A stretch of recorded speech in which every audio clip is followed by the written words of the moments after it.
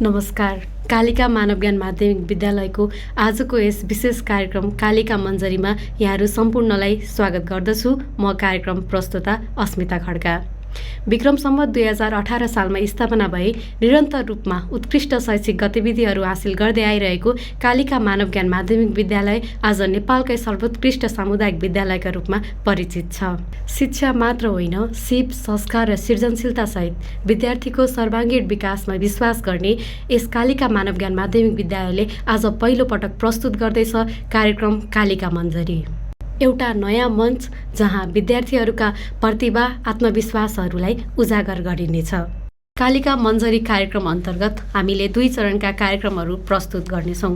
पहिलो चरणमा कालिका समाचार प्रस्तुत गर्नेछौँ भने अर्को चरणमा विद्यार्थीहरूमा भएका प्रतिभाहरूलाई प्रस्फुटन गर्नेछौँ।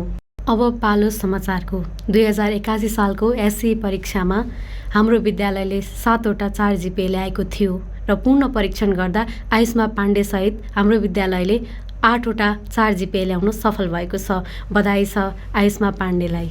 लायन्स इन्टरनेसनलको आयोजनामा मिति 2082 साल 7 महिना 19 गते भएको चित्रकला प्रतियोगितामा कक्षा 8 सेक्सन E को लक्ष्मी कुमार, तिलोत्तमतर्फ प्रथम र 7G को मौलिक पौडेल मायादेवीतर्फ तृतीय स्थान हासिल गर्न सफल हुनुभएको छ। यहाँहरू दुवैजनालाई हार्दिक बधाईसहित आगामी दिनहरूको लागि पनि हामी शुभकामना व्यक्त गर्न चाहन्छौँ।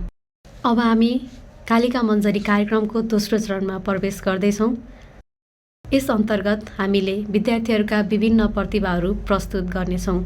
आज हामीसँग पहिलो प्रस्तुतिका रूपमा हुनुहुन्छ कक्षा 12मा अध्ययनरत साथी शिशिर मल्ल। उहाँ 2080 सालको एसई को 4 जिपे ल्याउन सफल विद्यार्थी पनि हुनुहुन्छ। स्वागत छ तपाईँलाई आजको कार्यक्रम कालिका मञ्जरीमा। धन्यवाद कार्यक्रम प्रस्तुता अस्मिता साथीलाई। हजुर आफ्नो परिचयबाट सुरु गर्नुहोस्। नमस्कार, मेरो नाम शिशिर मल्ल, कक्षा 12 विज्ञान संकाय अन्तर्गत अध्ययनरत छात्र। के कोसेली लिएर आउनुभएको छ त आजको कार्यक्रम कालिका मञ्जरीमा?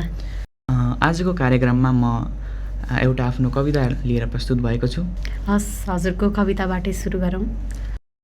कविताको शीर्षक छ तिमीलाई युवा बन्नु छ।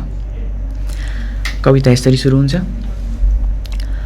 हर्लक्क त्यो बिरुवा हुर्कदा तिमी बनेछ, हर्लक्क त्यो बिरुवा हुर्कदा तिमी बनेछ, बुढाको लट्ठीले चट्टै तिमीलाई चिनेछ। हर्लक्क त्यो बिरुवा हुर्कदा तिमी बनेछ, बुढाको लट्ठीले चट्टै तिमीलाई चिनेछ, परिचय त तिम्रो त्यही छ हेर, जगतले चिन्यौ तिमीलाई युवा भनेर। उदाउँदो सूर्यको किरण हौ तिमी, गजदुम्म बादलको छाती चिर्दै अवतरित भए धरतीमा उज्यालो तिमीलाई छर्नु छ। जरा छौ खेल्नु भ्रष्टाचारी व्यवस्थाको, जरा छौ खेल्नु भ्रष्टाचारी व्यवस्थाको, हो तिमीलाई युवा बन्नु छ, उज्यालो तिमीलाई झर्नु छ। तिमी बाज बनेर देशै पारी उड्यौ, तिमी बाज बनेर देशै पारी उड्यौ, ओर्लियौ त त्यो भूमि तिम्रो रहेन, तिमीले छाला डढाएर भरेको भकारी, तिमीले छाला डढाएर भरेको भकारी रित्तिन लागिसक्यौ यहाँ। फर्क्यौ न तिमी देश विदेशका टुक्राहरू बटुली, भ्रष्टाचार विरुद्ध आवाज सङ्गाली, पूर्ण भएर आऊ तिमी, दृढ भएर आऊ। तिम्रो जोसिलो मुहारले देशको काँचुली फेर्न सक्छ, तिम्रो जोसिलो मुहारले देशको काँचुली फेर्न सक्छ, सचेत तिम्रो मगजले खिया लागेको तन्त्र चम्काउन सक्छ। तिमीलाई देखेपछि अल्छी कार्यालयको घडी रफ्तारमा कुद्नेछ, घुसको पेटीले भुँडी भर्नेहरू डराउनेछन्, हो तिमीलाई देखेपछि। सुन पचाउन खोज्नेलाई अपच भएर जानेछ तिमीलाई देखेपछि। नातावादीको दुर्गन्ध रोक्ने अत्तर तिमीलाई बन्नु छ, नातावादीको दुर्गन्ध रोक्ने अत्तर तिमीलाई बन्नु छ। अल्पत्र छन् विकास योजनाहरू, अल्पत्र छन् विकास योजनाहरू, तर छैनन् ती चिनी चोर्ने कमिला, मौलाउँदो तिनको सेखी झार्ने आँट तिमीलाई गर्नु छ। आफै खटिनु छ तिमीले स्रोत साधन जोगाउन भनी, आफै खटिनु छ तिमीले स्रोत साधन जोगाउन भनी, प्रविधिको उद्धर्वसँगै पारदर्शिता कायम गर्नु छ, हो आँट तिमीलाई गर्नु छ। ख्याल गर्नु तिमीले नेपाल आमालाई रुवाउन पाउँदैनौ, नक्कली शरणार्थी हुँ भन्न पाउँदैनौ तिमीले अपराधीलाई जोगाउन, अन्याय सहेर चुप बस्न पाउँदैनौ। भ्रष्टाचारीको कालो चिट्ठा खोल्नु छ अझै, चेतना चाहिँ पुर्याउनु सुदूर पूर्वदेखि पश्चिमसम्म, चौरी चराउने गाउँदेखि मान्छेको हुल लाग्ने सहरसम्म। तिमी आलस्य गर्न पाउँदैनौ, हो अन्याय सहेर चुप बस्न पाउँदैनौ। चाहे त चढ्न सकिन्छ सगरमाथा पनि, चाहे त चढ्न सकिन्छ सगरमाथा पनि, यो त केवल परिवर्तनको नयाँ बिहानी। नखानु हरेस पल्टदा एक दुईपल्ट, नखानु हरेस पल्टदा एक दुईपल्ट, उठेर फेरि लड्नु छ तिमीलाई सङ्ग्रामको यो नायक तिमी। नआउला सामुद्रिक भेल त यहाँ, नआउला सामुद्रिक भेल त यहाँ, खहरेकै लहरमा बाँधिए पनि पखाल्नु ती दूषित गाउँ नगर। उसको किचडमा लतपतिको मगज अनि अख्तियारीको सीमा नाग्ने सगर बगर, अनि अख्तियारीको सीमा नाग्ने सगर बगर। उदाउँदो सूर्यको किरण हो तिमी, गजदुममा बादलको छाती चिर्दै अवतरित धरतीमा उज्यालो तिमीलाई छर्नु छ। जरा छु खेल्नु भ्रष्टाचार व्यवस्थाको, हो तिमीलाई युवा बन्नु छ, उज्यालो तिमीलाई छर्नु छ, हो तिमीलाई युवा बन्नु छ। हस्त, धन्यवाद। एकदमै उत्कृष्ट कविता हामीलाई सुनाउनु भयो। यहाँको यो लेख्ने शैली र साहित्यिक यात्रा अझै उजागर होस् भन्ने हाम्रो शुभकामना छ र आउँदा दिनहरूमा यस्तै कविता कथा लेखहरू लेख्नुहोला भन्ने हाम्रो शुभकामनासहित आजको यस कार्यक्रमबाट म हजुरलाई बिदा गर्न चाहन्छु। हस्, नमस्ते, धन्यवाद। पूर्ण आजको यस कार्यक्रममा अर्को प्रतिभालाई प्रस्तुत गर्न चाहन्छौँ। स्वागत छ हजुरलाई आजको यस कार्यक्रम कालिका मन्जरीमा। धन्यवाद। हजुरको शुभ नामसहित हजुरको परिचय दिनुहोस्। नमस्कार, मेरो नाम सन्देश खनाल, म कक्षा 5 मा पढ्दछु। आजको यस कार्यक्रम कालिका मन्जरीमा हजुरले के कोसेली ल्याई उपस्थित हुनुभएको छ? आज म यस कार्यक्रममा मादल बजाउन उपस्थित भएको छु। हुन्छ, सुरु गरौँ हजुरको प्रतिभाबाट।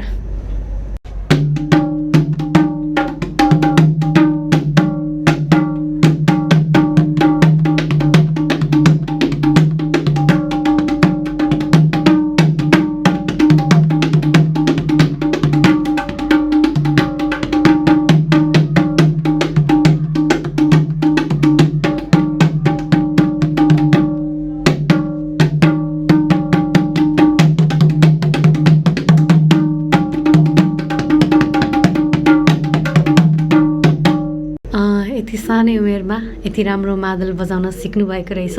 हजुरको यो कला अझै निखारिँदै जाओस् र आउने दिनहरूका लागि पनि म यो कला क्षेत्रमा हजुरहरूलाई एकदमै अगाडि बढेको देख्न चाहन्छु र शुभकामना पनि दिन चाहन्छु। र यसै गरी आजको यस कार्यक्रम कालिका मन्जरीबाट म हजुरलाई बिदा गर्न चाहन्छु। हस्, नमस्ते, धन्यवाद। अब भने यस कार्यक्रममा अर्को प्रतिभा प्रस्तुत गर्न चाहन्छौँ। स्वागत छ हजुरलाई आजको कार्यक्रम कालिका मन्जरीमा। धन्यवाद। हजुरको शुभ नामसहित परिचय। नमस्कार, मेरो नाम विमर्श बस्नेत, यसै कालिका मानव ज्ञान माध्यमिक विद्यालयमा विज्ञान संकायमा कक्षा 11मा अध्ययनरत छात्र। आजको यस कार्यक्रम कालिका मन्जरीमा हजुरले के कोसेली लिएर प्रस्तुत हुनुभएको छ? आज मैले करिब 4 वर्ष अगाडि लेखेको कक्षा 8मा लेखेको एउटा छोटो कविता लिएर प्रस्तुत भएको छु। मेरो कविताको शीर्षक रहेको छ म नेपाली हुँ र यो गद्य कविता रहेको छ। अब बाँकी चाहिँ कविताबाट।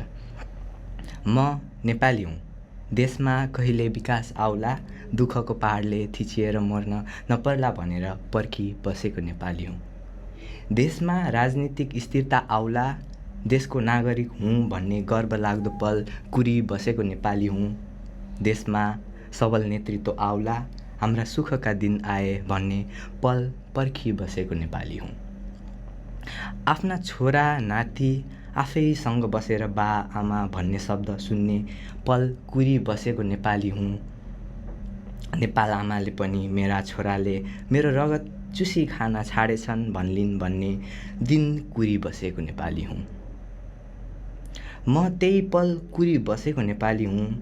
कहिले यी भ्रष्ट र दुई जिब्रे नेताबाट देशले छुटकारा पाउला भनी रुँदै बसेको नेपाली हुँ। विकास गर्छु केवलकार ल्याउँछु, विकास गर्छु केवलकार ल्याउँछु भन्ने नेताबाट देशको बलात्कार हुँदा नमस्कार भनी बसेको नेपाली हुँ। देशको न्यायपालिका समेत अन्धो हुँदा देशको न्यायपालिका समेत अन्धो हुँदा गुहार माग्ने ठाउँ खोजी भौतारिएको नेपाली हुँ। म देशको न्यायपालिका समेत अन्धो हुँदा गुहार माग्ने ठाउँ खोजी भौतारिएको नेपाली हुँ। आफन्त हरियो पासपोर्ट बकी गएको बन्द बाकसमा आएको दुःख खेप्न नसकेको नेपाली हुँ। देशमा गरिबी र भोकमरीले सीमा नाग्दा आँसु पिएर देशमा गरिबी र भोकमरीले सीमा नाग्दा आँसु पिएर जिउँदो लास भएको नेपाली हुँ। तर के गर्ने? चुनावमा असक्षम भ्रष्ट नेता हो भन्ने थाहा हुँदा हुँदै पनि आफ्नो भोट इमान मासु भात हात्तीमा बिकाउने पनि मै नेपाली हुँ। चुनावमा असक्षम भ्रष्ट नेता हो भन्ने थाहा हुँदा पनि आफ्नो भोट इमान मासु भात हात्तीमा बिकाउने पनि मै नेपाली हुँ। चुनाव र पार्टीको नाउँमा छिमेकलाई कुट्ने दङ्गा गर्ने पनि मै नेपाली हुँ। चुनाव र पार्टीको नाउँमा छिमेकीलाई कुट्ने दङ्गा गर्ने पनि मै नेपाली हुँ। देशलाई चाहिने राम्रो नचुन्ने हाम्रो नेता चुन्ने पनि मै नेपाली हुँ। भेडा जस्तै बनेर आफ्ना भगवानै मानेर चोर भ्रष्ट नचाहिने र आमाको रगत चुस्ने नेताको झोले पनि मै नेपाली हुँ। हो म त्यही नेपाली हुँ। धन्यवाद। राष्ट्रप्रेमले भरिएको निकै गहकिला पङ्क्तिहरूले ओतप्रोत भएको कविता सुनाउनुभयो। आउँदा दिनहरूमा पनि यस्तै लेख रचनाहरू सुन्न पाइयोस् र यहाँको साहित्यिक यात्रा अझ अगाडि बढोस् भन्ने शुभकामनासहित आजको यस कार्यक्रम कालिका मन्जरीबाट हजुरलाई म बिदा गर्न चाहन्छु। हस्त नमस्ते। नमस्ते, धन्यवाद। अब भने म गायन प्रतिभालाई जोड्न चाहन्छु। गायन प्रतिभा लिएर आउँदै हुनुहुन्छ कक्षा 12मा अध्ययनरत साथी सुजना भट्टराई। उहाँलाई आजको यस कार्यक्रममा स्वागत गर्न चाहन्छु। धन्यवाद। हजुर त कालिका सिङ्गिङ आइडल सिजन 3 को विजेता सँगसँगै स्टार अफ लुम्बिनीको पनि विजेता हुनुहुन्छ। आजको यस कार्यक्रममा हामी हजुरको गायन प्रतिभालाई सुन्न चाहन्छौँ। धन्यवाद। म चाहिँ आज तारा देवीजीले गाउनु भएको फुलको थुङ्गा भन्ने गीत सुनाउन गइरहेकी छु। फुलको थुङ्गा बहेर गयो गङ्गाको पानीमा, कहिले भेट होला है राजै यो जिन्दगानीमा। झरीको पछि झुल्केको घाममा निर्झर्यो पहाडको, झरीको पछि झुल्केको घाममा निर्झर्यो पहाडको। भर्खरै प्रीति बसेको बेला पिर पर्यो बिछोडको, कहिले भेट होला है राजै यो जिन्दगानीमा।